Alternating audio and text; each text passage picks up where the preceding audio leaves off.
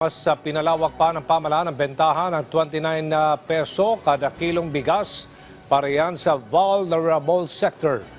Dahil mas marami pang reyon ang magkakaalok nito sa kanilang kadiwa store. Ayon sa Agriculture Department, palalakasin pa ang local agriculture production at hindi lang yan para sa murang bigas. Si Clazel Pardilla sa sentro ng balita live.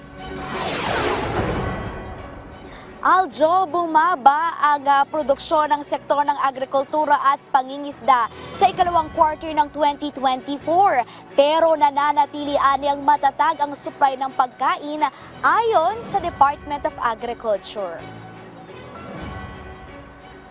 Sa datos ng Philippine Statistics Authority, mula 427 billion pesos na halaga ng produksyon sa ikalawang quarter na karaang taon, bumaba ito sa 413 billion pesos sa kaparehong panahon ngayong 2024. Nabawasan kasi ang ani sa palay at iba pang tanim dahil sa tagtuyot.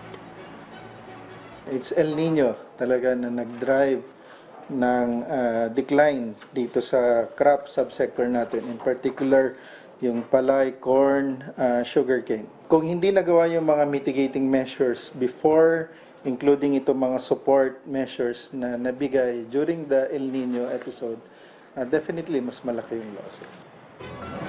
Umatras din ang produksyon sa baboy na sinasabing dahil sa pagkalat ng African swine fever. Bahagya naman tumaas ang produksyon sa manok at isda pero hindi sapat para maiangat ang kabuang produksyon sa sektor ng agrikultura. Sa kabila nito, nananatili ang matatag ang supply ng pagkain sa bansa. Sapat ang supply lalo na ng bigas, and yung import natin ay mas malaki over the same period din last year, already at 2.49 million metric tons.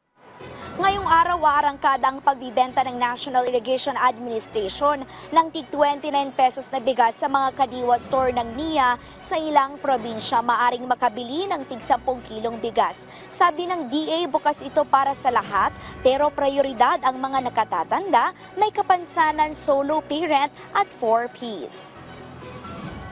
Objective nila is makapagbigay uli ng oportunidad sa mga mamimili na makapagbili ng mas murang bigas dito sa mga malapit ng area ng mga Irrigators Association sa Central Luzon, sa Calabarzon, Mimaropa at Caraga. Makakatulong ito, again, para mabababa yung inflation.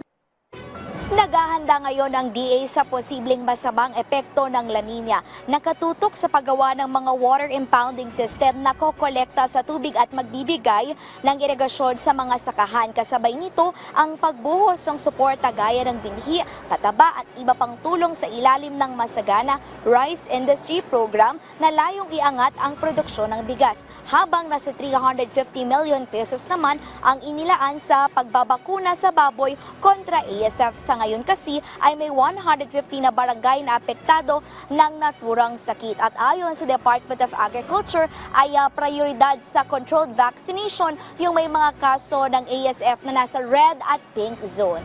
Yan muna ang latest mula rito sa Quezon City. Balik sa iyo, Aljo. Maraming salamat, Clazel Pardilla.